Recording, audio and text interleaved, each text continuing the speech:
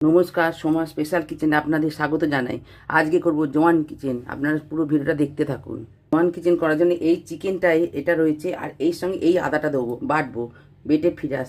জোয়ান চিকেন করতে এই আদা বাটাটা দিয়ে দিলাম। আচ্ছা, টক দই, ধনে গুঁড়ো, জিরে গুঁড়ো, আচ্ছা গোলমরিচ গুঁড়ো, আচ্ছা নুন, পরিমাণ মতো নুন। এবার এই দিয়ে আমি এটা ম্যারিনেট করব, 1 ঘন্টা ম্যারিনেট করব, মেখে নিয়ে 1 ঘন্টা ম্যারিনেট করব। আচ্ছা, এটা মাখানো হয়ে গেছে, আমি এবার 1 ঘন্টা ম্যারিনেট করতে দিলাম ঢাকা দিয়ে। আচ্ছা, মাংসটা 1 ঘন্টা ম্যারিনেট করা হয়ে গেছে। এবার আমি এই পেঁয়াজটা বেটে নেব।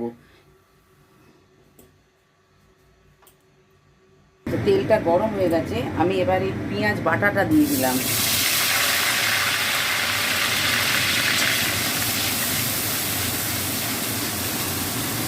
পেঁয়াজটা ভাজা হয়ে গেছে, আমি এবার ম্যারিনেট করা মাংসটা দিয়ে দিলাম। এখন আমি অন্য কোনো মশলা দেবো না, শেষে মশলা দেবো, তাতেই এর স্বাদ দ্বিগুণ হয়ে যাবে। তো এটা কষতে কষতে একটু চিনি দিয়ে দিলাম, দিয়ে এবার এটা ঢাকা দিয়ে আঁচ কমিয়ে এটা কষাটা হবে, আঁচ কমিয়ে কষা হবে।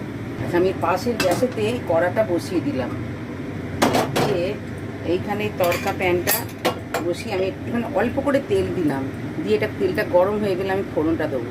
তেলটা গরম হয়ে গেছে, আমি এতে এই তেজপাতা, যেহেতু জোয়ান চিকেন তাই জোয়ানটা একটু বেশি যাবে, আর এই শুকনো লঙ্কা এটা আমি ফোড়নে দেবো।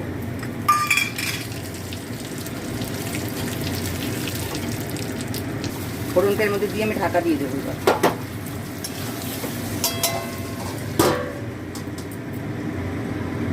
আচ্ছা, এটা এবার হয়ে গেছে, আমি এবার নামিয়ে নেবো। এটা দেখুন, এটা তেল ছেড়ে দিয়েছে, এটাতে রসুন পড়েনি, গুঁড়ো লঙ্কা পড়েনি, 1 ফোঁটা জল পড়েনি, অথচ এর স্বাদ অসাধারণ।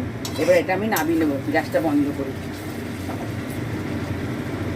আপনারা এরম করে এটা খেয়ে দেখবেন, কমেন্টে জানাবেন। আজকের মতন এই পর্যন্ত। আপনারা লাইক সাবস্ক্রাইব করবেন। নমস্কার। এতে রসুন পড়েনি, জল পড়েনি, গুঁড়ো লঙ্কা পড়েনি, খুব সুন্দর এটা, অথচ এর স্বাদ অসাধারণ।